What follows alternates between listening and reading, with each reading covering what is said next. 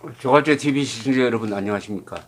신재민 전 기재부 사무관이 자살을 기도했다가 다행히 살아났습니다.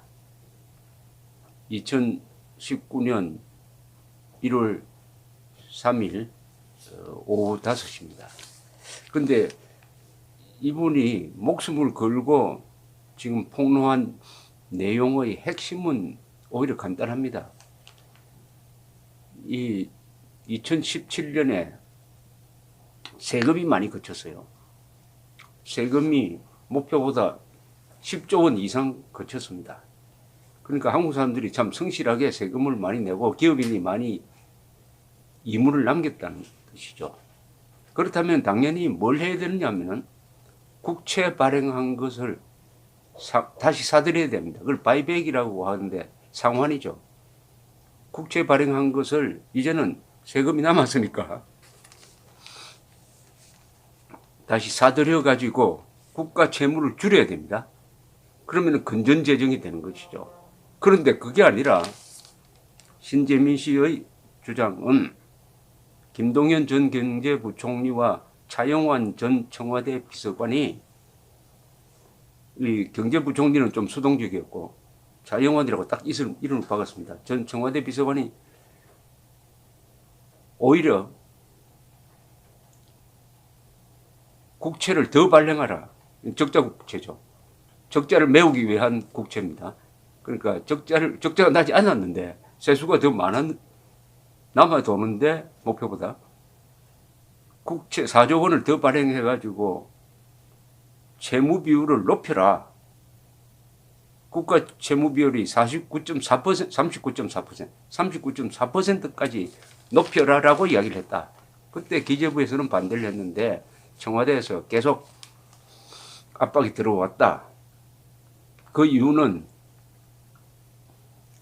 문재인 정권이 앞으로 국채를 발행해 가지고 국가 채무 비율을 높이더라도 조금 욕을 덜 먹게 미리 개수 조작을 국가 채무 규모를 조작을 좀 해놓겠다.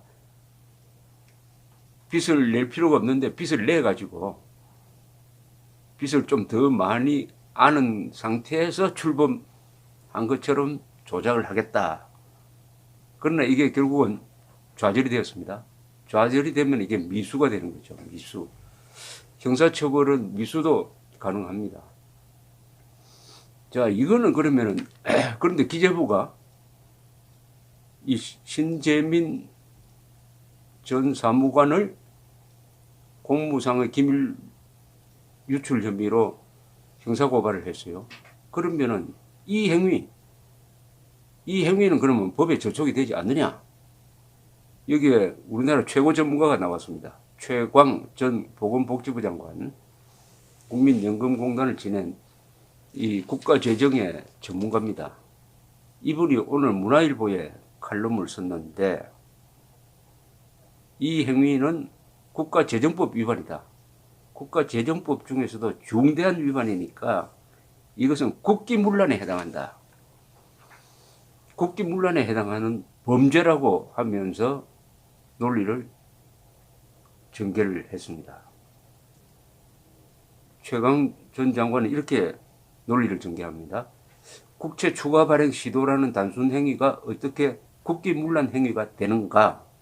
문제는 당시 세금이 초과 징수되어 국채를 추가로 발행해 재원을 조달할 필요가 전혀 없었다는 데 있다. 국가 채무 관리 원칙과 재정 흑자 잉여금의 처리 방법은 국가재정법에 명백히 규정되어 있다. 제86조는 정부는 건전재정을 유지하고 국가 채권을 효율적으로 관리하며 국가 채무를 적정 수준으로 유지하도록 노력해야 한다고 천명하고 있다. 또 잉여금 처리 우선순위를, 잉여금입니다. 그러니까 세입 잉여금이겠죠. 세금이 많이 걷어졌을 때 그 잉여금을 어떻게 처리하느냐 우선순위가 정해져 있다는 겁니다. 제90조의 1 국가재정법 제90조 1 해당 연도에 이미 발행한 국채의 금액 범위에서는 해당 연도에 예상되는 초과 조세 수입을 이용하여 국채를 우선 상환하고, 즉 이미 발행한 국채를 다시 사들인다는 겁니다. 상환하는 거죠. 그래서 국채 규모를 줄이는 거, 여기에 우선순위를 제1로 두어야 하는데 오히려 적자가 나지도 않았는데 적자를 메우는 방식의 국채를 4조 원이나 더 발행하기로 했다. 명백한 국가재정법 위반이다. 이 주장입니다. 그 다음에 2는 어떻게 되느냐. 교부금의 정산에 사용하고, 세 번째로는 공적 자금 상환 기금에 우선적으로 출연하도록 하고, 그러고도 남는 자금은 기존의 국채 또는 차입금의 원리금을 상환하도록 구체적으로 명시하고 있다. 채무를 부담하는 행위를 하는 때에는 미리 예산으로서 국회의 의결을 얻어야 함에도 세수가 넘쳐 국채를 추가로 발행할 이유가 없는데도 정무적 판단에 의해 추가로 국채 발행을 시도했다면 이는 바로 국기문란 행위다. 무시무시한 이야기가 나왔습니다. 이제 국기문란이다. 첫째로 관계법과 원칙을 위반했기에 범법행위다. 둘째로 재정운용이 국가운영의 기본이기에 국기문란에 해당한다. 국가운영하는데 제일 중요한 것은 재정운영입니다. 그러니까 절대로 국가가 빚을 지면 안 되죠. 빚을 지더라도 많이 지면 안 된다 이 말입니다. 그런데 지금 이 정권이 한 것은 신재민 씨의 폭로에 의하면 상당히 설득력이 있습니다. 정치적 계산으로서 정치 인기를 올리기 위해서, 인기를 유지하기 위해서, 지지를 유지하기 위해서 빚을 낼 필요도 없는 나라가 국채를 발행해가지고 빚을 내도록 했다. 세금은 지금 거둔 세금이 남아 도는데 이것이 국기문란이라는 겁니다. 국기문란이라는 게 꼭 반역을 한다든지 하는 것만 국기문란이 아니고 재정을 흔들어 놓으면은 사실은 그게 국기문란 중에서 가장 중대한 국기문란이죠. 이걸 지금 최광 전 장관이 지적을 하고 있습니다.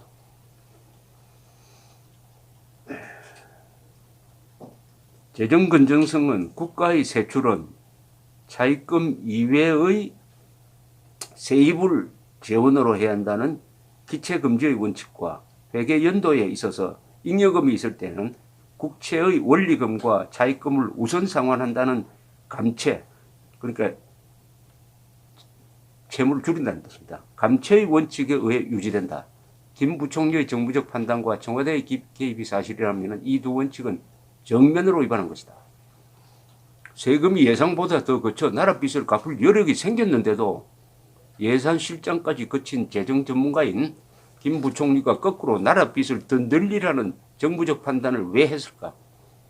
정확한 의도는 본인만이 알 것이나 박근혜 정부의 치적을 평가절하하고 문재인 정부의 큰 정부 정책을 호도할 수 있기 때문인 것으로 유추할 수 있다. 현 정부가 회계연도 중간에 취임했기에 전 정권의 치적으로 국가 채무 비율을 높여놓으면 현 정권 말에 국가 채무 비율이 상대적으로 낮아져 현 정부가 재정 운용을 건실하게 한 것으로 선전될 수 있다. 참 머리를 써도 참 괴상하게 썼다는 이야기인데요. 최근 일부 공직자의 일탈을 접하며 안타까움을 넘어 분노를 느낀다. 공직자들의 법과 원칙에서 벗어나는 국기문란 행위는 사실 여부를 엄중히 밝히고 엄단해야 한다. 부총리직이 아무리 정무직이라 해도 국가재정통계가 정무적으로 휘둘려서는 안 된다. 이렇게 주장을 했습니다. 그리고 나경원 의원은 원내대표는 오늘 자유한국당 대책회의에서 이런 주장을 했는데 세수가 넘치는데도 정권의 정략적 목적을 위해서 4조 원의 국채를 발행하려고 했다면은 그 하려고 한 그 자체만 가지고도 중대한 문제다. 제대로 된 나라인지 묻고 싶을 정도이다. 김동연 전 부총리께 간곡히 부탁드린다. 여러 가지 형편상 어려운 점 이해하겠지만 이쯤 되면 진실이 무엇인지 입을 여셔야 된다. 부총리로 지내지 않으셨는가? 국가의 녹을 먹지 않으셨는가? 답해 주셔야 된다. 30년 가까운 후배가 자기 인생을 걸고 증언을 했다. 선배로서 또 윗사람으로서 가만히 숨죽이고 있다는 건 도리가 아니다. 진실을 말씀해 주시라. 국민들이 그 용기를 더 높이 살 것이다. 이것은 김병준 비상대책위원장이 한 이야기고 법률가인 나경원 원내대표는 이렇게 이야기를 했습니다. 오늘 오후에 나라살림 조작사건 진상조사단 회의를 한다. 여기서 검토하겠지만 지금까지 나온 제보 내용을 보면은 국고 손실을 끼친 국채 매입 취소 건에 대해서는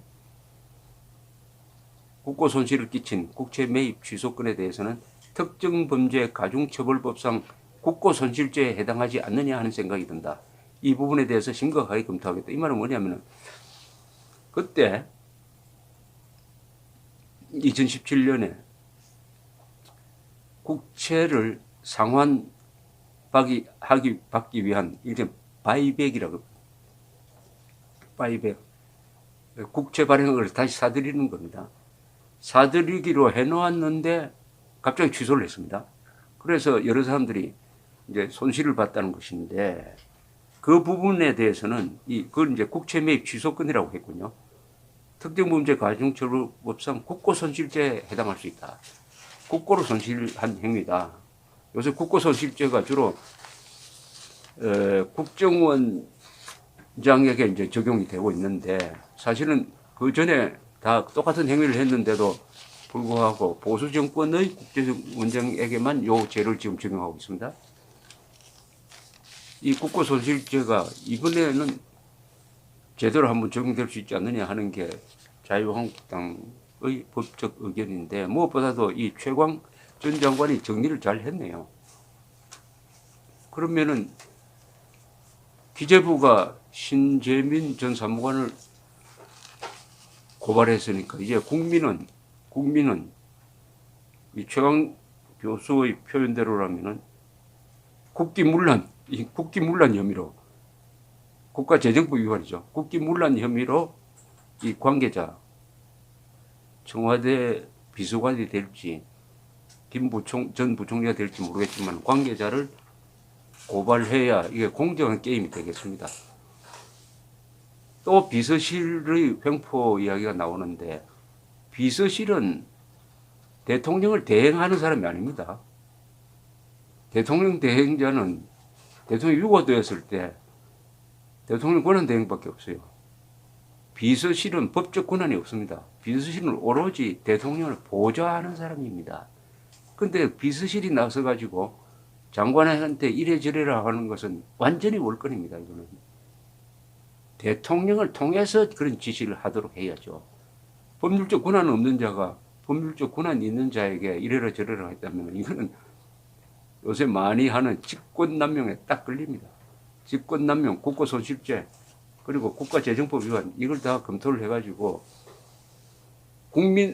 정권이 국민을 고발하니까 이제 국민이 정권을 고발할 차례가 드디어 왔습니다. 감사합니다.